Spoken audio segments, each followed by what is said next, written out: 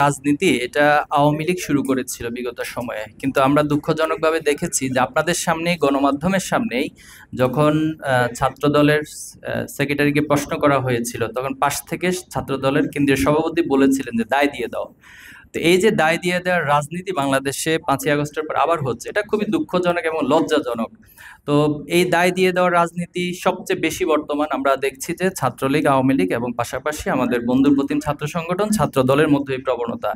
যেখানে এনসিপির সামনে যাকে গ্রেপ্তার করা হয়েছে, ধরা হয়েছে, সে নিজে বলেছে তিনি আওয়ামী লীগ, ছাত্রলীগের সাথে জড়িত, অথচ সেটাকে ভুয়া ফটো কার্ড বানিয়ে অথবা সোশ্যাল মিডিয়াতে গুজব ছড়িয়ে ছাত্র শিবির বানিয়ে দেওয়া, এটা খুবই মানে হীন রাজনৈতিক পরিচয় বহন করে। আপনি বিএনপির বিষয়টা আমি উল্লেখ করেছি, এটা গণমাধ্যমে এসেছে। এমন কোনো তথ্য আমি এখন পর্যন্ত পাইনি। কোনো পত্রিকা বা রেফারেন্স থাকলে আমাকে দিতে পারেন। আবরার ফাহাদের বিষয়টা শিশির মনির ভাই ক্ল্যারিফিকেশন দিয়েছেন যে সেটা কোন প্রেক্ষিতে লড়াই করেছেন, কেন লড়াই করেছেন, এবং পরবর্তীতে তিনি আবার সেই মামলা থেকে অব্যাহতি নিয়েছেন। তো সবকিছু মিলে ইতিমধ্যে তিনি স্পষ্ট এবং ওনার জায়গা থেকে ব্যাখ্যা করেছেন। আমাদের ইতিমধ্যে আজকে সারা দেশে বিভাগীয় শহরে কর্মসূচি চলমান, বিক্ষোভ মিছিল এবং সমাবেশ হচ্ছে।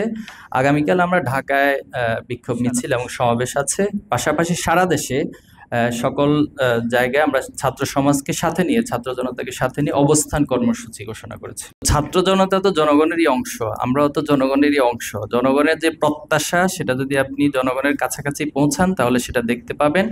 এবং সোশ্যাল মিডিয়াতে এই আগুন সন্ত্রাস এবং যারা নৈরাজ্য সৃষ্টি করছে, অরাজকতা সৃষ্টি করছে, তাদের পক্ষে জনগণের সেন্টিমেন্ট ফুটে উঠেছে।